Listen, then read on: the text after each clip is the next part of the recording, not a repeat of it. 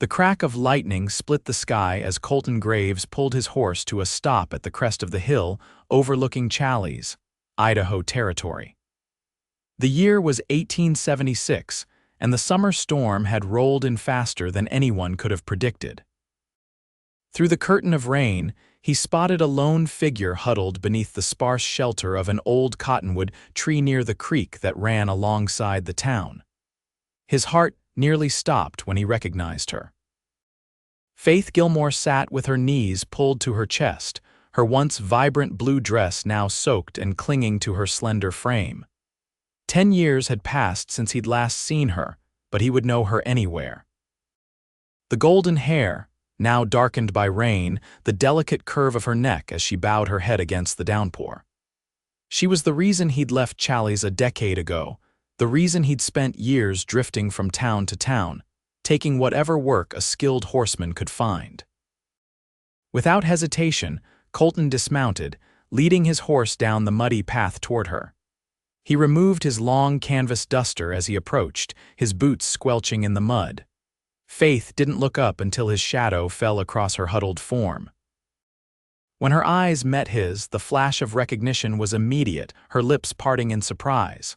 "Colton," she whispered, her voice nearly lost in the drumming of rain. "Seems you could use this more than me," he said, draping his coat around her shoulders. Despite the years between them, despite everything that had happened, he couldn't help but smile at her. That same smile that had once been reserved only for her. Faith clutched the edges of his coat, pulling it tight around her shoulders. I thought you were gone for good." "So did I," Colton replied, offering his hand. "Come on, let's get you somewhere dry." The rain continued to pour as Faith hesitated, then placed her trembling hand in his. Faith had been the baker's daughter, and Colton the ranch hand who delivered milk and eggs from the Graves family ranch to her father's shop each morning. They had fallen in love in stolen moments at 17 quick conversations over crates of eggs, lingering glances across the town's harvest festival, secret meetings by this very creek. But her father had other plans for his only daughter, and Colton had nothing to offer but calloused hands and dreams. Now, at 27, Colton led Faith toward the shelter of a rocky overhang where they could wait out the worst of the storm. He tied his horse, a sturdy palomino named Rusty, to a nearby tree. "What are you doing out here in this weather?" Colton asked, pushing back his hat to get a better look at her face. The years had only made her more beautiful, though there was a weariness in her eyes that hadn't been there before. Faith tucked a strand of wet hair behind her ear. "I was visiting my mother's grave. The storm came up so suddenly." Colton nodded. He'd heard about Mrs. Gilmore's passing 2 winters ago. "I'm sorry about your mother. She was always kind to me. She spoke of you sometimes, even after." Faith's voice trailed off. "After you left." They sat in silence for a moment, watching the rain create rivulets that cascaded down from the rock above them. "Are you back for good?" Faith finally asked, not quite meeting his eyes. Colton took a deep breath. "I'm not sure. I bought some land about 10 miles east of here. Thought I might try to build something of my own." "Something of your own," Faith repeated softly. "That's what you always wanted." Thunder rumbled in the distance, and Faith instinctively moved closer to him. The familiar scent of lavender still clung to her hair beneath the smell of rain. For a moment, it was as if the decade between them had never happened. "Your father still run the bakery?" Colton asked, breaking the spell. Faith's expression darkened. "No, he passed away last year." "The bakery is mine now." "I'm sorry," Colton said, genuinely surprised. Old man Gilmore had been as much a fixture in Challis as the mountains themselves. "Don't be. He lived a full life." Faith adjusted the coat around her shoulders. "Though I imagine he'd still disapprove of me sitting here with you," Colton couldn't help but chuckle. "Some things never change." "And some things do," Faith said quietly. "I never married Thomas Miller." The name hit Colton like a physical blow. Thomas Miller had been the banker's son, the man her father had chosen for her. The reason Colton had left Challis with nothing but his horse and the clothes on his back. "I always assumed." Colton's voice trailed off. Faith shook her head. I couldn't go through with it, not when. She paused, taking a breath. Not when my heart belonged elsewhere. The rain began to ease, transforming from a torrential downpour to a gentle patter. Colton stood, offering his hand once more. Let me take you back to town. Faith took his hand but didn't move to stand. All these years, Colton, not a word. Colton swallowed hard. I thought it was better that way. Your father made it clear what would happen if I stayed. And now I've got land, some savings, and 10 years of regret. He helped her to her feet. That's about all I can offer.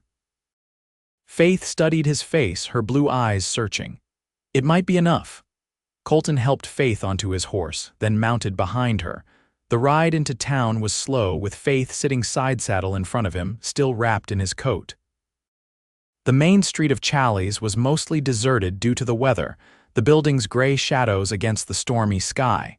They reached the bakery, a modest 2-story building with living quarters above the shop. This is me, Faith said unnecessarily as Colton helped her down. She started to remove his coat, but he stopped her with a gentle hand.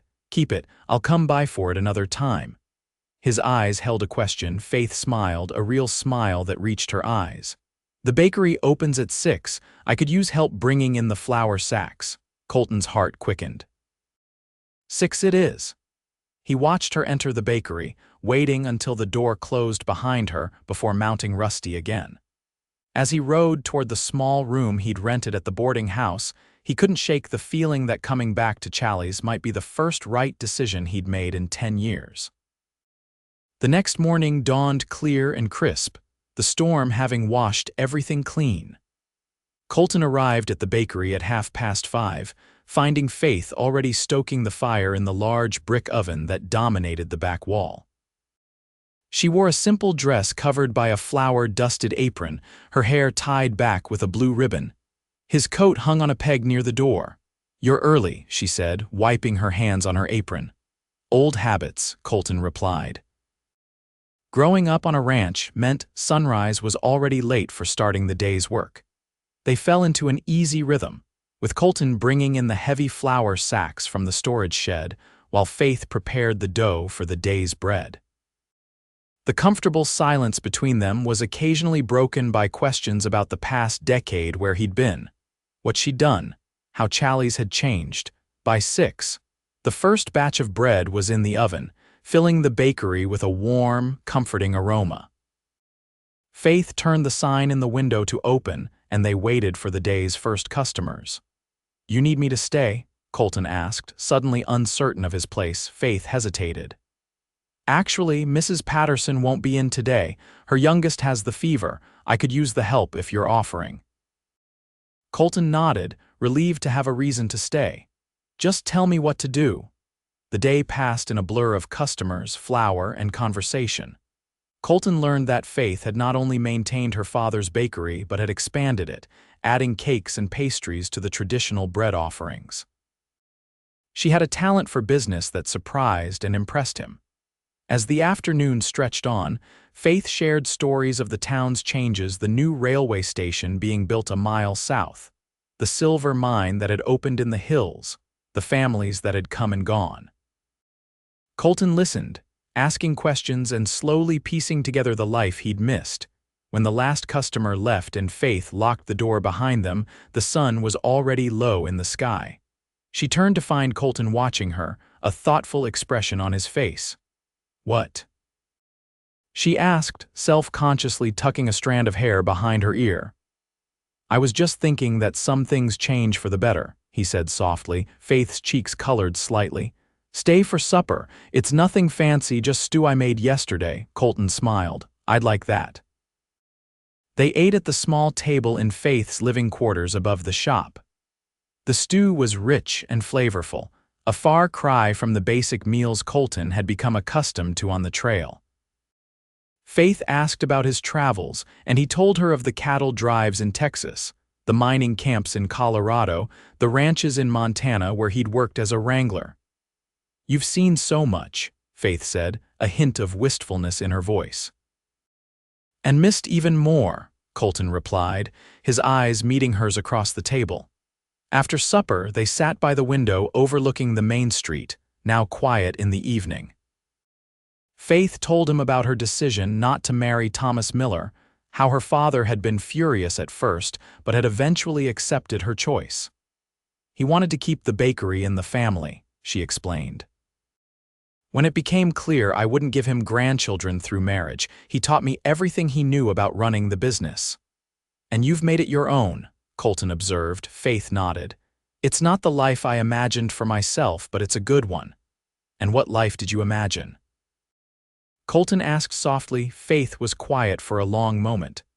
I thought I'd be married with children by now, living in a house with a garden maybe, she smiled sadly. Silly dreams. Not silly at all, Colton said. Those were my dreams too once.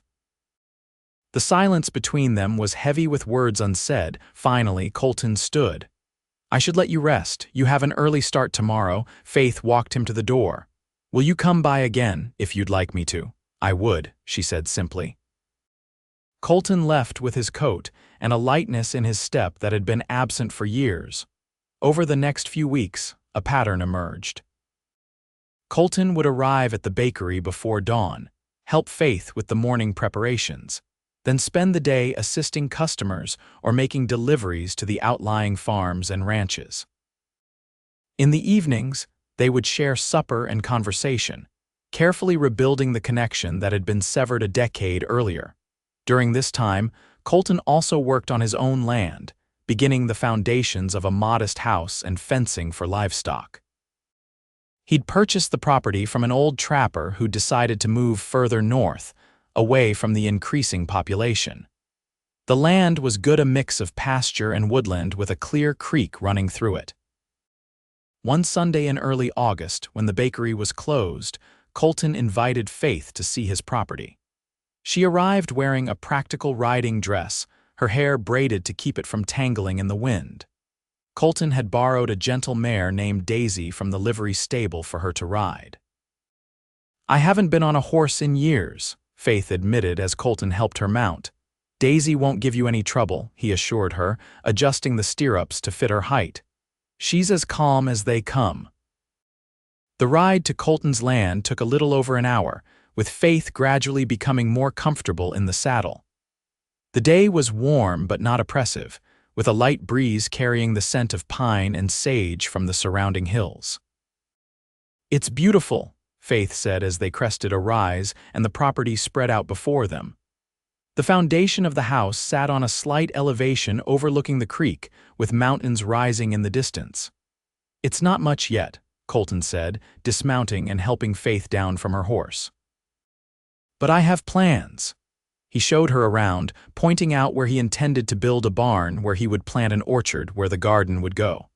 Faith listened attentively, occasionally asking questions or offering suggestions. They picnicked by the creek, sitting on a blanket Colton had spread beneath a tall cottonwood. The same kind of tree where he had found her in the rain weeks earlier. He'd packed bread from her bakery, cheese, apples, and a jar of preserved peaches. You've thought of everything, Faith said, biting into an apple. Not everything, Colton replied, but I'm trying to plan better these days. As they ate, Faith told him about her childhood dreams of living on a farm, of raising chickens and growing vegetables, of making preserves from fruit she'd grown herself. My father thought it was ridiculous, she said with a laugh. He was a town man through and through. Couldn't understand why anyone would choose mud and manure over cobblestones and convenience. Colton smiled. And what do you think now? Faith looked around, taking in the wildflowers that dotted the pasture, the glint of sunlight on the creek, the distant mountains. I think it's perfect. After lunch, they walked along the creek, stopping to watch a family of ducks paddle by. Colton pointed out the beaver dam further downstream and the spot where he'd seen a deer and her fawn drinking at dawn. Faith listened, entranced by his obvious love for the land. You belong here, she said as they stood watching the clouds drift across the vast Idaho sky. Colton glanced at her. I'm beginning to think so. As the sun began its descent, they reluctantly mounted their horses for the ride back to town. Faith was quieter on the return journey, seemingly lost in thought. Penny for your thoughts, Colton asked as they approached Challis. Faith smiled faintly. I was just wondering what might have been if things had been different 10 years ago. We can't change the past, Colton said carefully. No, Faith agreed, but we can shape the future. At the livery stable, Colton helped Faith dismount. Her hands rested on his shoulders a moment longer than necessary, and their eyes locked in silent communication. But the moment was broken by the approach of a group of rowdy miners heading to the saloon. I'll walk you home, Colton said, offering his arm. They strolled through town as twilight descended. Lanterns were being lit in windows, casting warm glows onto the darkening street.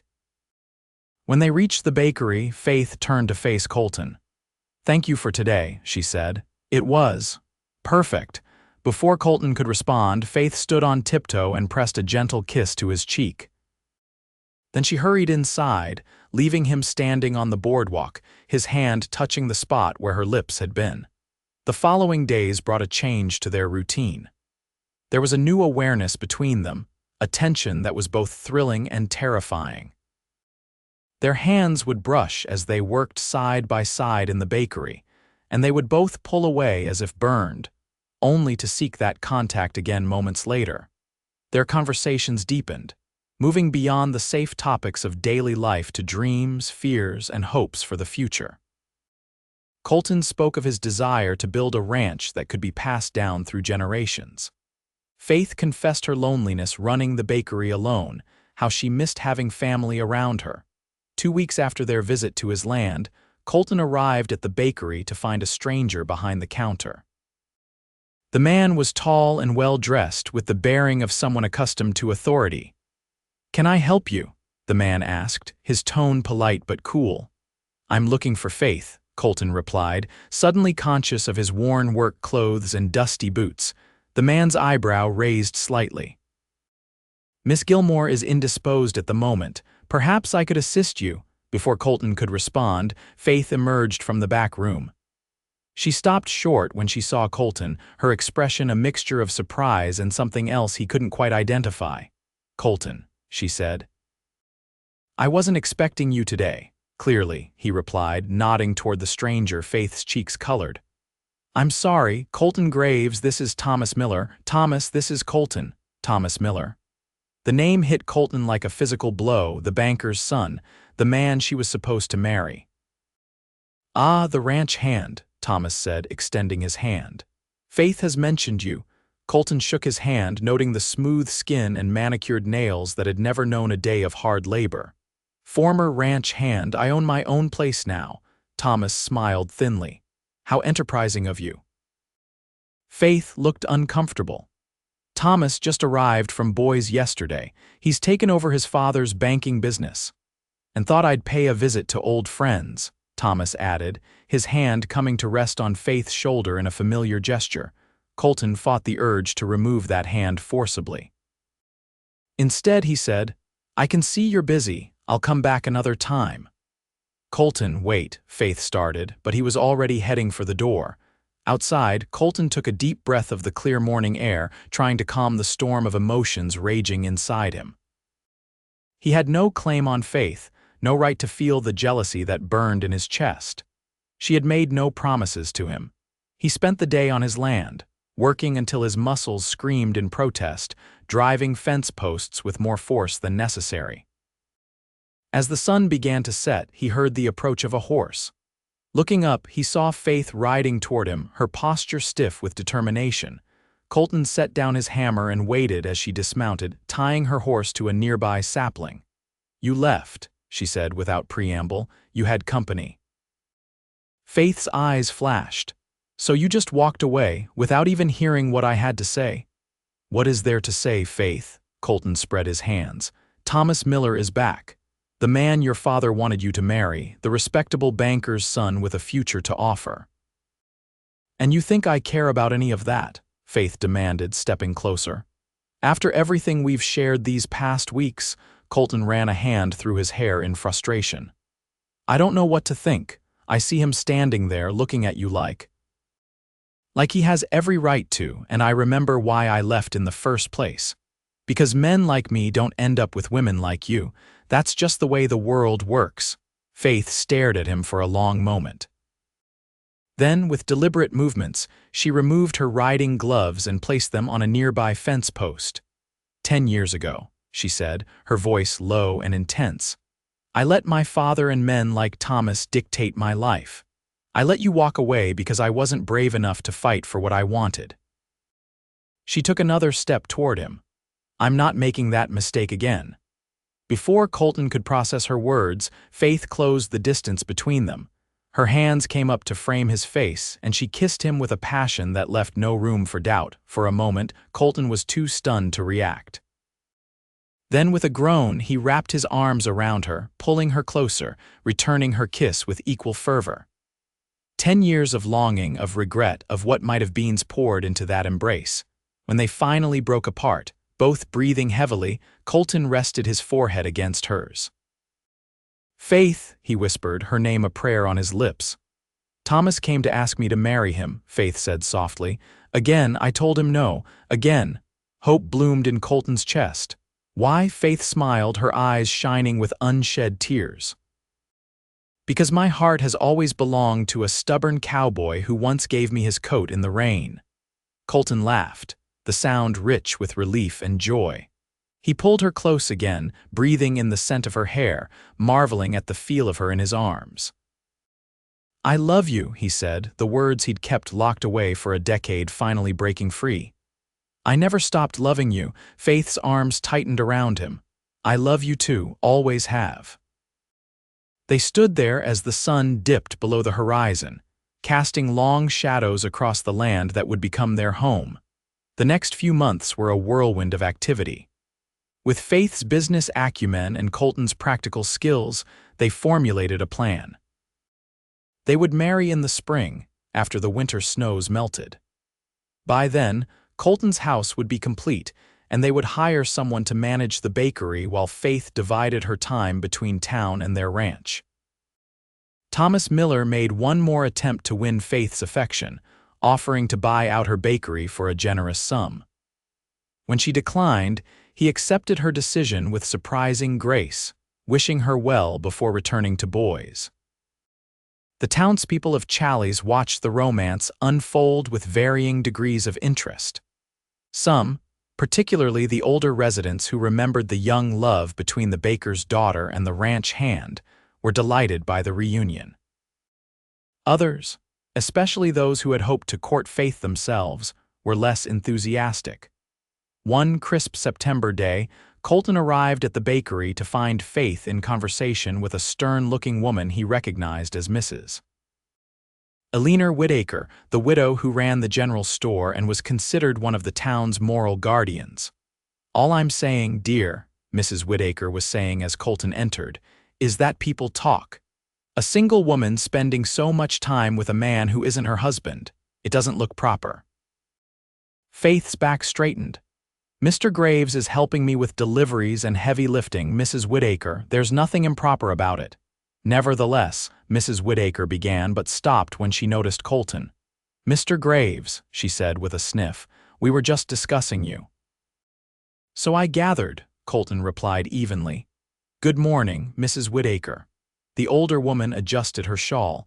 I'll take my bread now, Faith, and do consider what I said. After Mrs. Whitaker left with her purchase, Faith sighed, leaning against the counter. That woman has appointed herself the conscience of Challis. Colton moved behind the counter to stand beside her. She has a point, though. Faith looked at him in surprise. About us being improper, about people talking. Colton took her hand. I don't want your reputation to suffer because of me. Faith squeezed his hand. I don't care what people say. But I do, Colton insisted. I want to do this right, Faith. No shadows, no whispers, nothing that could tarnish what we have. Faith studied his face for a long moment. What are you suggesting? Move up the wedding, Colton said simply. The house has a roof and walls now. It's not finished, but it's livable. We could marry before the first snow. Faith's eyes widened. That's only a month away. Too soon, a slow smile spread across Faith's face. Not soon enough. They were married on the first Sunday in October, with the aspen trees blazing gold against the blue Idaho sky. The ceremony was held in the small church in Challis, with most of the town in attendance. Faith wore her mother's wedding dress, altered to fit her slimmer frame with wildflowers in her hair. Colton, nervous but determined, wore the only suit he owned, purchased specifically for the occasion. The reception was held at the town hall, with tables groaning under the weight of food contributed by well-wishers. Even Mrs. Whittaker had thawed, presenting the couple with a handmade quilt for their new home. As the celebration wound down, Colton and Faith slipped away, mounting their horses for the ride to their ranch, their home. The house was simple but solid, with a large front room that served as both kitchen and living area, a bedroom, and a small study that Faith had already claimed as her baking space for the winter months. Colton had built a stone fireplace that dominated one wall, now crackling with a welcoming fire against the October chill. "Welcome home, Mrs. Graves," Colton said as he carried Faith over the threshold, an old tradition his mother had insisted upon. Faith laughed as he set her down. "It's perfect," she said, turning in a slow circle to take in the home he had built for them. "It's just a beginning," Colton replied. "We have plans, remember?" Faith moved into his arms, her eyes shining with happiness. "Plans for fruit trees and chickens and vegetables." "And children," Colton added softly. "Lots of children if you're willing." Faith's smile could have lit up the darkest night. "I'm willing," she whispered, standing on tiptoe to kiss him. That night, as they lay together in the quiet darkness of their bedroom, Faith traced the contours of Colton's face with gentle fingers. "I used to dream about this," she confessed. "About being with you, about building a life together. Even after you left, I couldn't stop dreaming." Colton caught her hand, pressing a kiss to her palm. "I'm sorry I left." "I understand why you did," Faith said. "My father threatened to have you run out of town, didn't he?" Colton nodded. "He said no daughter of his would end up with a penniless ranch hand, that you deserved better." "He was wrong," Faith said firmly. "You were always what I wanted, what I needed." "And now you have me," Colton said, pulling her closer, "for as long as we both shall live." Faith smiled against his chest. "I'm going to hold you to that, Colton Graves." The winter of 1876-1877 was harsh, with deep snows that sometimes isolated their ranch for days at a time. But inside their snug house, Colton and Faith created a world of warmth and love.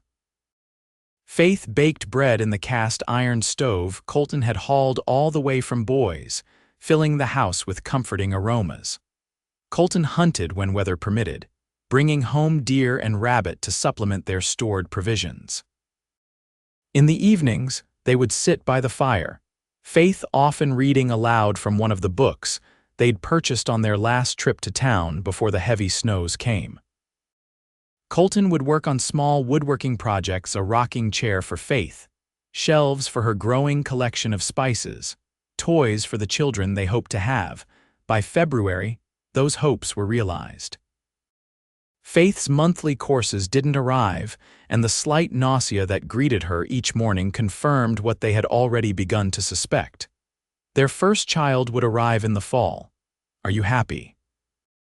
Faith asked as they lay in bed one night, Colton's hand resting protectively over her still flat stomach. "More than I ever thought possible," Colton replied, his voice thick with emotion. "Are you?" Faith covered his hand with her own. "Completely." When spring finally arrived, melting the snow and bringing new life to the land, Colton and Faith were ready. They had spent the winter planning for the crops they would plant, the animals they would raise, the future they would build together. Their first task was to prepare a garden. Faith had specific ideas about what she wanted to grow, and Colton worked tirelessly to clear and fence the plot she had chosen. They planted vegetables of all kinds: potatoes, carrots, beans, peas, corn, along with herbs that Faith would use in her baking and cooking. Next came the chickens, purchased from a farmer on the other side of Challis. Faith took particular delight in the colorful hens, naming each one and spending hours observing their antics in the yard Colton had fenced for them. Fresh eggs became a daily blessing, and Faith's baking reached new heights with this consistent supply. As Faith's pregnancy progressed, her trips to town became less frequent. She had hired a capable young widow named Martha Hayes to manage the bakery, with Colton riding in weekly to check on operations and bring back supplies and news. One afternoon in late June, Colton returned from town to find Faith sitting on the porch, her hands resting on her now visible baby bump, a troubled expression on her face. "What's wrong?" he asked, dismounting quickly. Faith managed a smile. "Nothing serious, I just received a letter from Thomas." Colton tensed slightly. Though Thomas Miller had accepted Faith's rejection and marriage to Colton, the banker still represented a connection to a past that sometimes cast shadows on their happiness. "What does he want?" Colton asked, trying to keep his voice neutral as he sat beside her on the porch bench. Faith handed him the letter. "Read it for yourself." The letter was brief and formal. Thomas was selling his father's banking business in Boise and moving east. Before he left, he wanted to offer Faith one last business proposition. He would buy her bakery for twice its market value, providing financial security for her growing family. "Are you considering it?" Colton asked carefully. Faith took back the letter, folding it precisely along its creases. "I've been thinking about the bakery lately, about what it means to me and what I want for our future." Colton waited, knowing this was a decision she needed to make herself. "The bakery was my father's dream," Faith continued. "I took it on because it was expected of me and because I was good at it, but it was never my dream." She looked out across their land where young saplings marked the beginnings of an orchard. "This is my dream, this land, this life we're building, our family." Colton took her hand. "So you want to sell?" Faith nodded. "I think it's time to let go of the past and embrace our future fully, but only if you agree." "Faith," Colton said gently, "I want whatever makes you happy. If selling the bakery feels right, then we should do it. Thomas's offer is more than generous." "It would give us capital to expand the ranch," Faith said, her practical business mind already working. "We could buy more cattle, improve the barn, maybe even hire help eventually." Colton smiled. "And it would mean you wouldn't have to divide your attention between town and home once the baby arrives."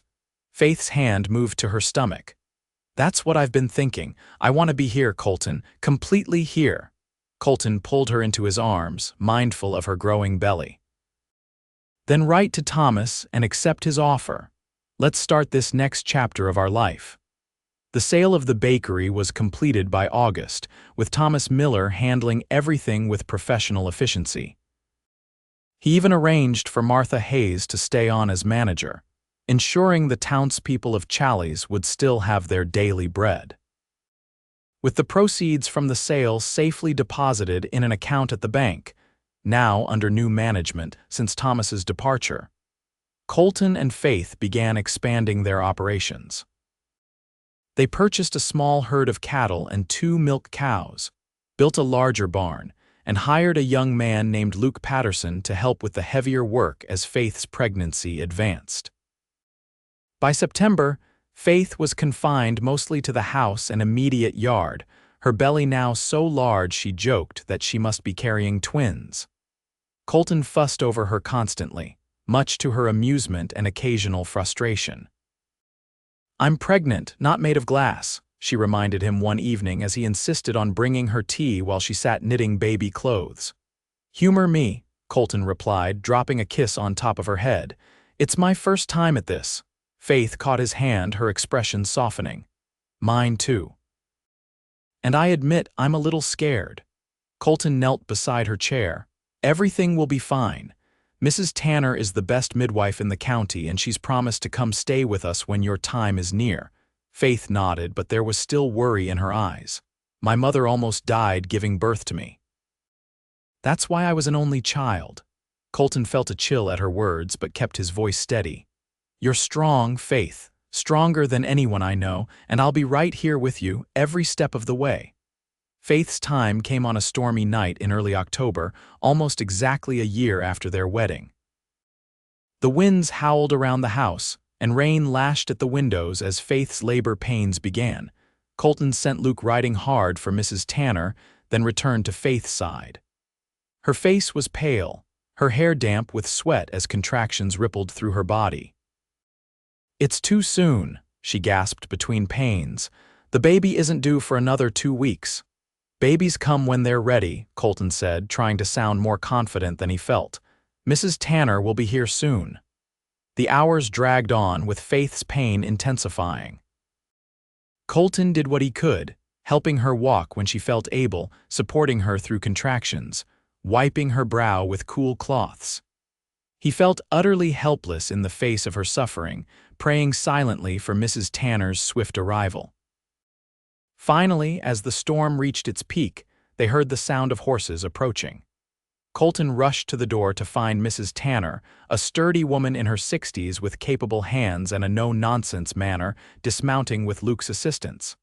"How long has she been in labor, Mrs. Tanner asked without preamble as she entered the house. "About 6 hours, Colton replied, leading her to the bedroom. "The pains are coming faster now," Mrs. Tanner nodded, removing her wet coat and rolling up her sleeves. "Let's have a look then." What followed was the most terrifying and miraculous night of Colton's life. Faith's labor intensified, her cries tearing at his heart as she fought to bring their child into the world. Mrs. Tanner was calm throughout, her experienced hands guiding, her voice encouraging. "You're doing wonderfully, Faith," she assured her. "The baby is positioned perfectly, just a little longer now." Colton held Faith's hand, letting her squeeze until he lost feeling in his fingers, murmuring words of love and encouragement. Outside, the storm gradually subsided, as if nature had decided to give them a reprieve for the final act of this drama. Just as dawn was breaking, Faith gave one final, tremendous push, and their child slid into Mrs. Tanner's waiting hands. There was a moment of breathless silence, then a lusty cry filled the room. "A boy," Mrs. Tanner announced, quickly wrapping the red-faced infant in a clean blanket. "A fine, healthy boy." Colton felt tears streaming down his face as Mrs. Tanner placed their son in Faith's trembling arms. The baby had a shock of dark hair, just like Colton's and Faith's delicate features. "He's perfect," Faith whispered, her face radiant despite her exhaustion. Colton sat on the edge of the bed, one arm around Faith, the other hand gently touching his son's tiny fist. "Thank you," he said, his voice choked with emotion. "For him, for everything." They named him Matthew Christopher Graves after both their fathers. Matthew was a strong, healthy baby from the start, with a hearty appetite and a determined nature that reminded Colton of Faith. The first few months of parenthood were a blur of sleepless nights and adjustment as they learned to care for their son. Faith, despite her initial fears, took to motherhood with natural grace. Colton found himself in awe of her strength and patience, even in the face of Matthew's most persistent crying jags. Winter settled over the ranch once more, but this year was different. Their home was filled with the sounds of their child, with laughter and occasional frustration, with the deep contentment that comes from building a life with purpose. One evening, as Faith nursed Matthew by the fire, Colton sat watching them, overwhelmed by a sense of gratitude so profound it made his chest ache. "What are you thinking about?" Faith asked, noticing his expression. Colton smiled. "Just how lucky I am. How different my life could have been if I hadn't come back to Challis that day." Faith's eyes softened. "Or if it hadn't rained." They both laughed softly, remembering that pivotal moment. Faith huddled beneath a tree in the rain, Colton placing his coat around her shoulders, a second chance neither had expected. "I've been thinking," Faith said, shifting Matthew to her other breast, "about names for the orchard." "The orchard needs a name," Colton asked, amused. Faith nodded seriously. "Every proper orchard has a name, it's tradition." "And what name did you have in mind?" Faith smiled, her eyes twinkling. "Raindrop Orchard," Colton laughed. "Because of the day we reunited." "Because sometimes," Faith said softly, "a single raindrop can change the course of a river." Colton crossed the room to kneel beside her chair, placing one hand on his son's downy head, the other on Faith's cheek. Raindrop Orchard it is, he whispered, leaning in to kiss her. Spring brought new beginnings to the ranch they now officially called Raindrop Orchard. The apple and pear saplings Colton had planted the previous year showed signs of healthy growth. The vegetable garden, expanded under Faith's direction, promised a bountiful harvest. The cattle thrived on the lush grass of the pastures, and the chicken flock had doubled in size. Matthew, now 6 months old, was growing rapidly, sitting up on his own and babbling constantly. His dark hair had developed a slight wave, and his eyes had settled into the same clear blue as Faith's. He was an easy child, curious about everything around him, content to watch the world from his mother's hip as she went about her daily tasks. As the ranch prospered, Colton and Faith began to establish themselves as part of the larger community. They hosted a midsummer gathering for their neighbors, many of whom had never visited the property before. The day was a success, with children playing in the creek, women exchanging recipes and garden tips, men discussing cattle prices and weather predictions. "You've built something special here," Mrs. Tanner told them as the guests were preparing to leave. "Not just a ranch, but a home, a place where people feel welcome." Faith, holding a sleepy Matthew, exchanged a smile with Colton. "That's exactly what we wanted." As Matthew's first birthday approached, Faith discovered she was expecting again. This pregnancy was easier than the first, perhaps because she knew what to expect, or perhaps because the anxiety that had underscored her first pregnancy fear of failure, of loss, had been replaced by confidence. "A brother or sister for Matthew," Colton said, his hand resting on her still flat stomach as they lay in bed one night. "Our family is growing." Faith covered his hand with her own. "I was thinking we might need to expand the house as well. Add another bedroom, maybe a proper dining room." Colton nodded thoughtfully. "I've been saving lumber for just that purpose. We could start the addition in the spring after the baby comes." Faith turned to face him, her eyes serious in the dim light.